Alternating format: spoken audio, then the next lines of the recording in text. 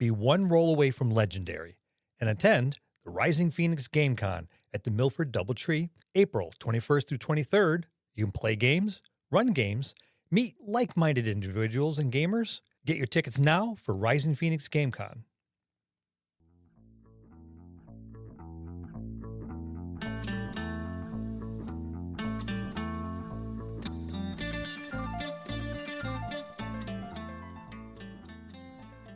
Hello, and welcome to another episode of the Dungeon Masters Dojo podcast.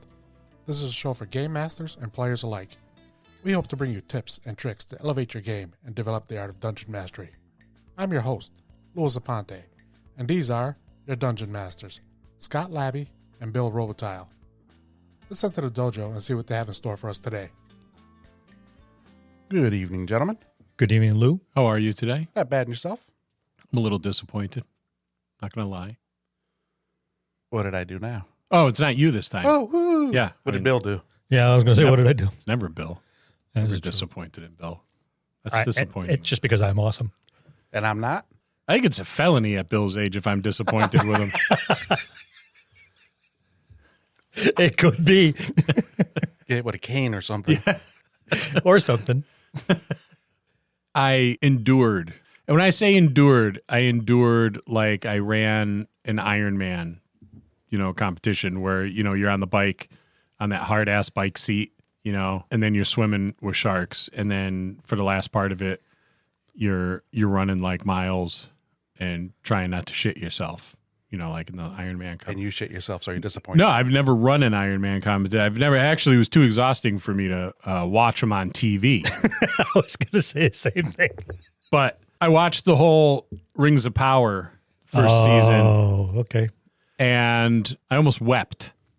Not because it was so breathtaking and wonderful. It's not like that, the kind of almost wept like you did when Boromir was dying after like being a heroic badass and taking all these orc arrows, or when Aragorn said to the hobbits, "No, you kneel before no one," and everybody got down. Not that kind of like, it's beautiful kind of thing. Like wept because Tolkien's not alive to be upset over it, so I wept for him. I can appreciate that. It was dreadful.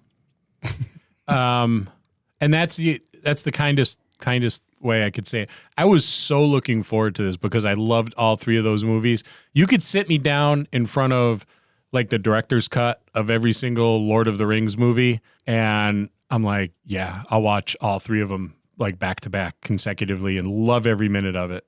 It's only 12 hours. Yeah.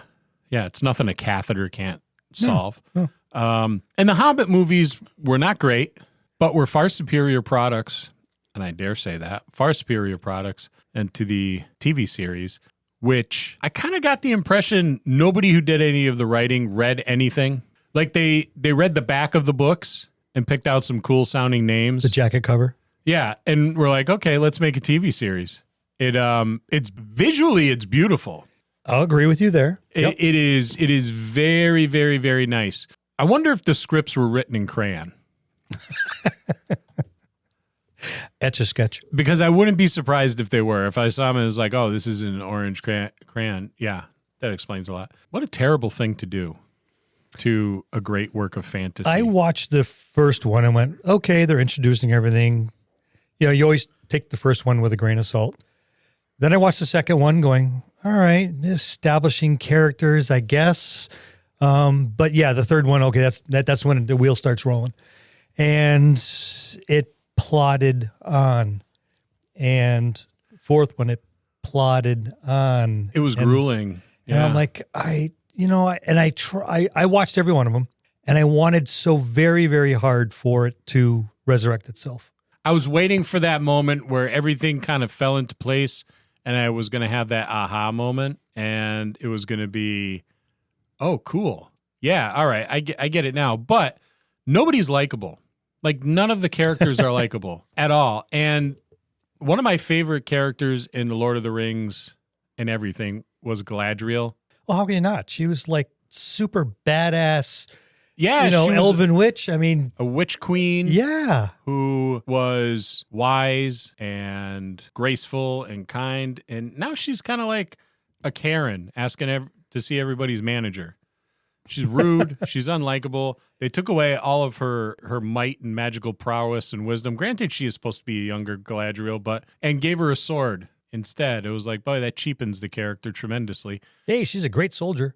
Yeah. But that's about all I got out of it. I was waiting for that Magic. magic. I want to see some magic from the witch. Yeah, just the emergence of some kind of magic. But yeah, I didn't see anything that. Yeah, people die in it, and I don't feel bad. I'm like, okay, I don't know. They need to hire, and I don't know if this is true, but I read somewhere they only had the rights to like The Hobbit and The Lord of the Rings, and none of the stuff in The Hobbit or The Lord of the Rings is from that second age. It's all Silmarillion and stuff. So why would you make a TV series if you don't have the rights to the subject matter? And you're just going to wing it. Yeah, come on, shame on you. That's like saying I'm going to go to lunch and get some, some U.S. fries at McDougal's and a Big Slack burger. It's just alter the names a little bit and hopefully you can get away with it. Yeah, it's god awful. Although there is one character that I thought was kind of cool, and it was the first orc, and he was kind of like in between an elf and an orc. But I don't even think that there was such a thing. But I thought that was kind of cool. But that's it.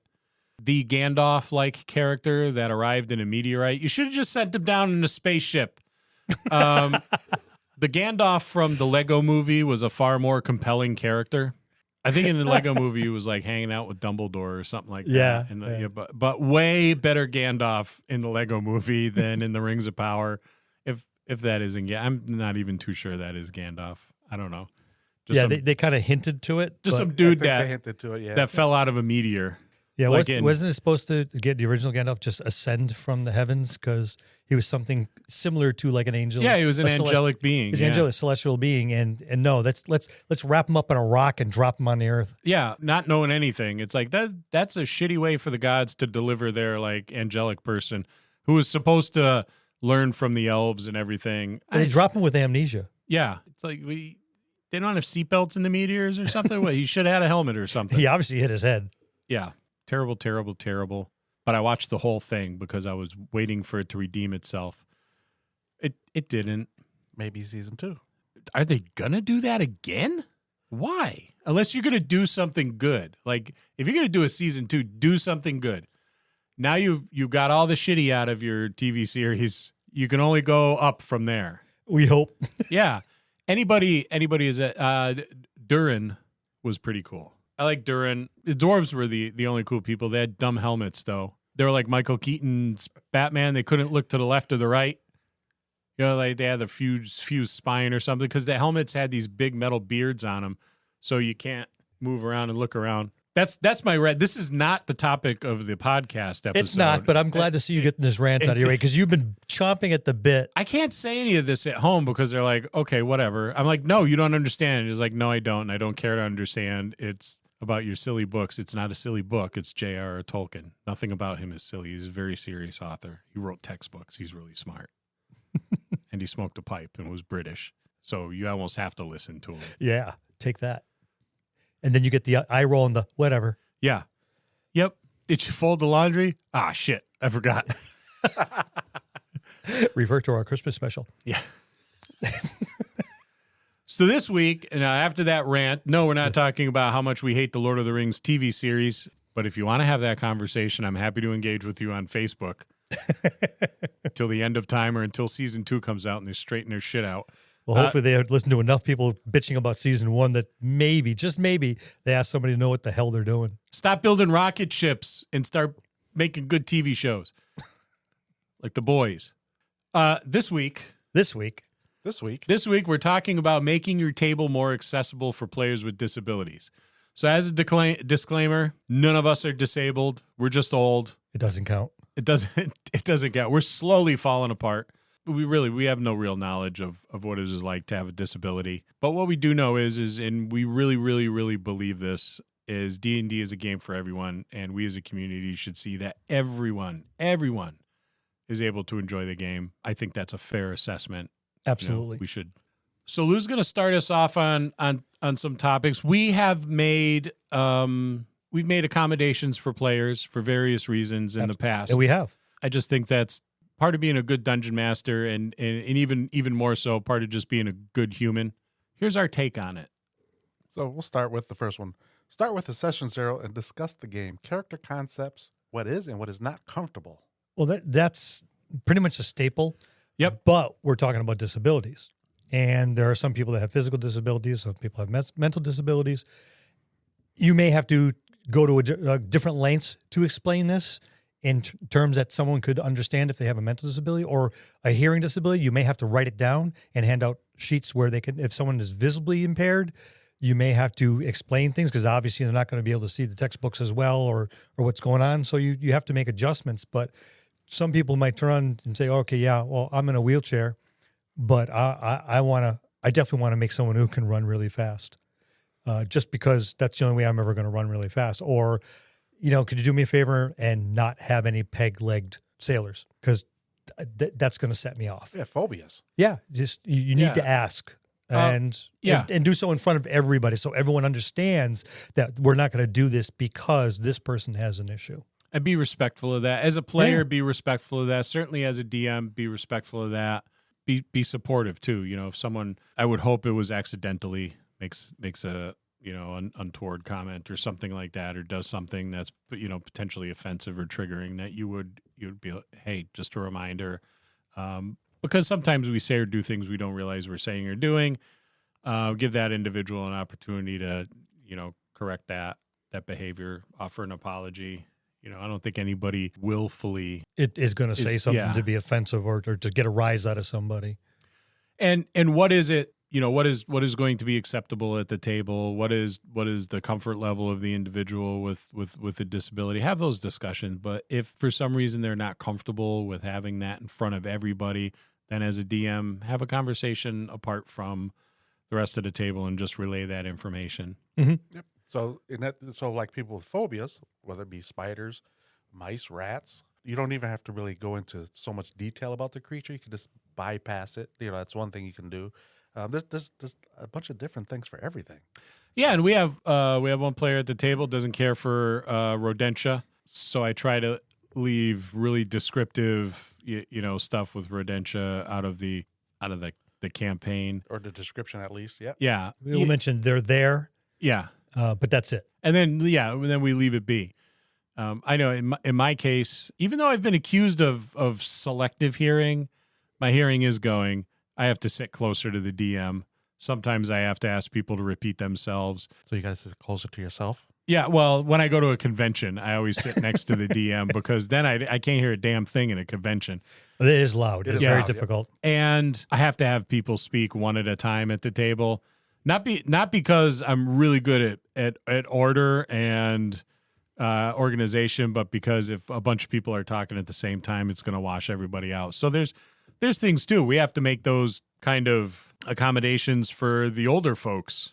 Well, we are the older folks, so but you have to do that. You have to be understanding. Bring that stuff up. If you're hard of hearing, I'd prefer to sit next to you as a DM so I can hear what you're saying, so I don't misinterpret anything.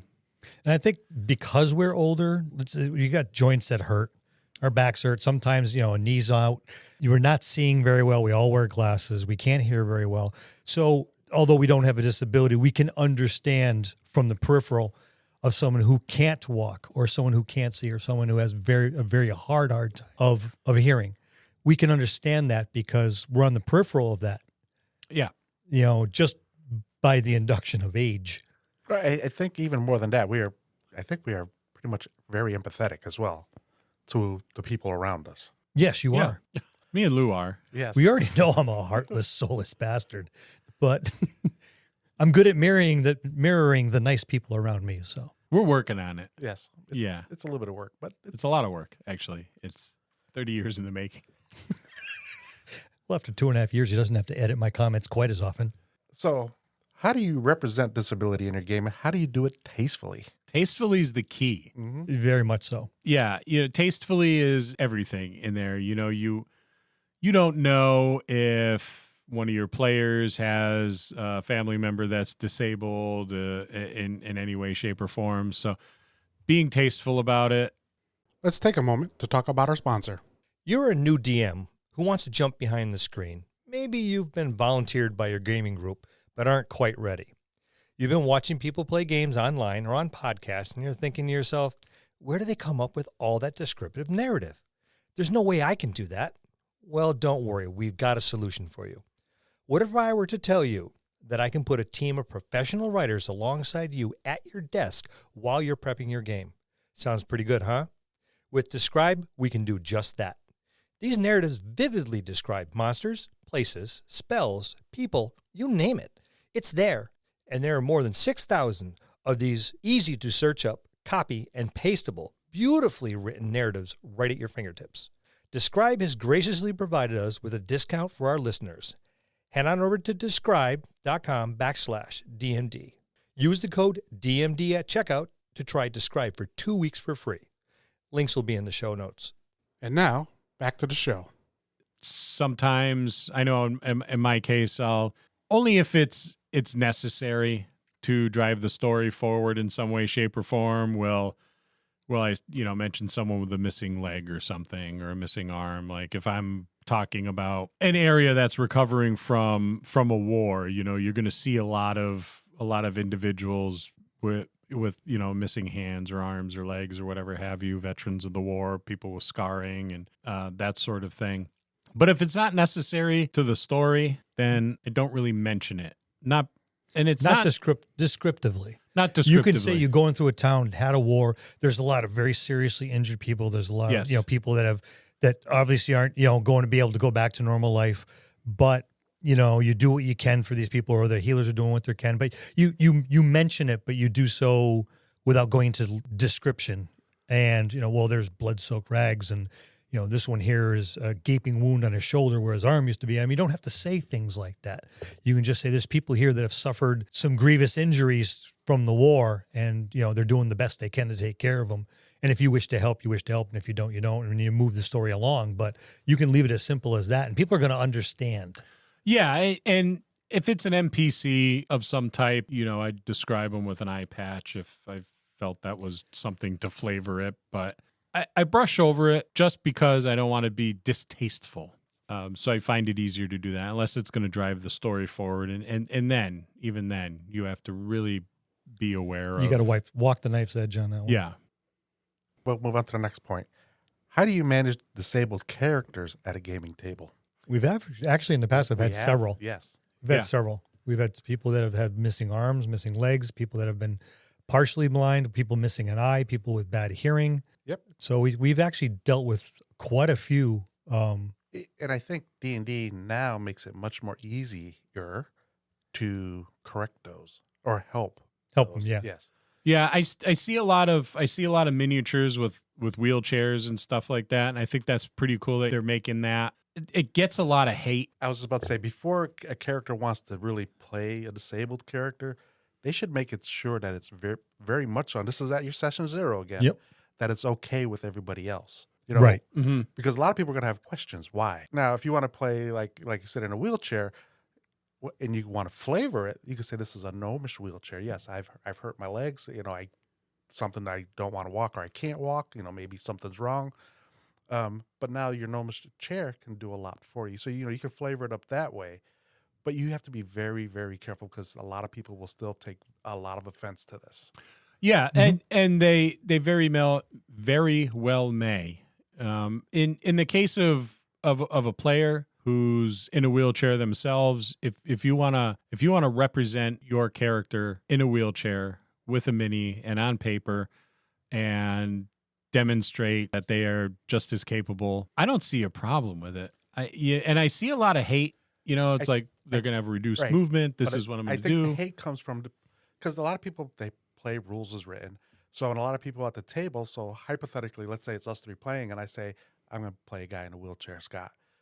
You guys are going to be like, why? There's going to be a little bit of hate, like, why are you doing this? Or, what's the motive behind it?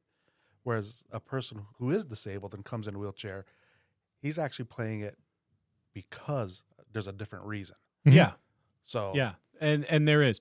If you come to me and you want to play a character in a wheelchair, you're able-bodied, then I would question why.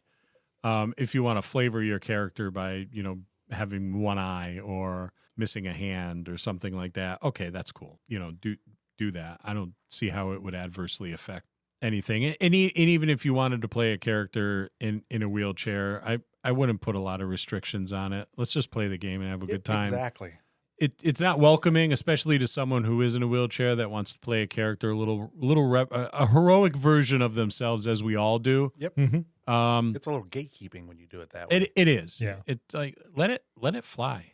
Who does it hurt other than the player for not letting them do that? You know, that's just my thoughts on. And it is, but let's take a step back. I know in a couple of our older campaigns, we've had guys lose an arm in a war or a major battle, but.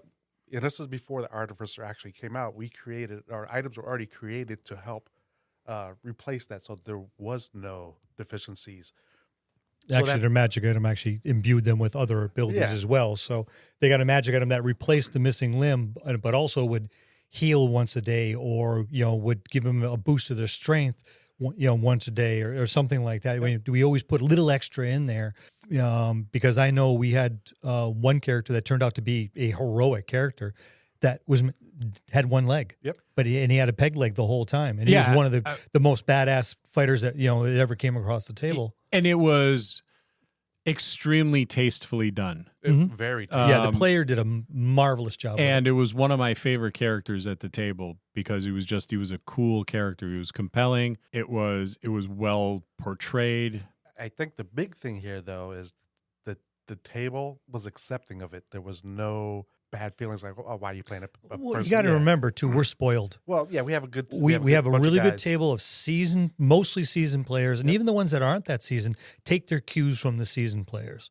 So for someone to come to the table with someone in a wheelchair or missing a leg or missing an arm, something severe that could hamper the character, the other players will go, "Cool, why?" Explain. It wasn't a parody. Yeah. Of it was done very well. Yep. And here was my history. This is what happened, and this is how I'm making do since. And it's like, all right, that's cool. I can't wait to see that play out because they did it tastefully. They explained what they were going to do. They explained how they were going to do it, and everyone else went, "All right, let's see it." That sounds it. But we're spoiled. Our table is very, very open-minded and mature. And that's huge. Huge is the maturity. Yeah. I mean, the youngest guy on the table is 45, 42. Yeah. I mean, granted, we're in our 50s and we still play D&D and watch cartoons, but so we're not 50s. we're not in the odometer on Bill's it's turned over. over a few times already. But as far as stuff like that goes, yeah. Let's flip that question a little bit. How do you manage disabled players at a gaming table? Based on what they need as an individual. Number one, get them to the table. Right. Yeah. Number one, just get them to the table. Make sure they have access to the table. Because you can't play if you can't get to it. Right. Right. So if it means that you need a closer seat because you have difficulty hearing, fine. If you have difficulty seeing, we've had a player with who's legally blind. Who's legally blind, yep. And he played like a big old badass. But we bookended him with players that could help him. Yep. If he missed something. So you make those accommodations based on the individual, right? If you got to have a closer seat because it's easier for you to maneuver your wheelchair in at that particular spot of the table because there's no legs there that are going to interfere with you getting up to the table. Yeah, you do that too. I mean, in the case of my place, I mean, we game in the cellar. It is not wheelchair accessible, but I would move it up to the dining room table awfully fast. Yeah. Yep. Where they could get into the house.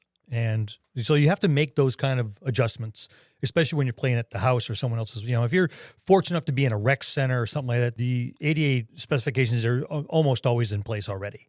But if you're at someone's home, that's not usually the case. Right. So you need to make whatever adjustments you need to make. Yeah, make the effort, right? Mm-hmm. Make the effort to make the person feel welcome. Make the effort to include them as you would anybody else at your table. I think the biggest thing is to be understanding. Yeah. And I think that's first and foremost. Don't keep yourself closed off and, oh, well, you can't join us because you can't make it down here, because then that, to me, you're a dick. Yeah. I mean, for lack of a more eloquent term, but yeah, it is. It's like you're keeping a certain person away from the table because of something that is beyond their control. Exactly. And And you're the one that has the problem with it. Yep. Yeah. Yeah, if you're not willing to change a little bit, Then you should be one leaving the table, not the other person. Be a good human yes. to other humans. Or at least do your best, right? None of us are perfect all the time, but put forth the effort. Do your best. Do the best you could do that day And the next. and the next. Well, some people have to take it one day at a time. Yep. We know.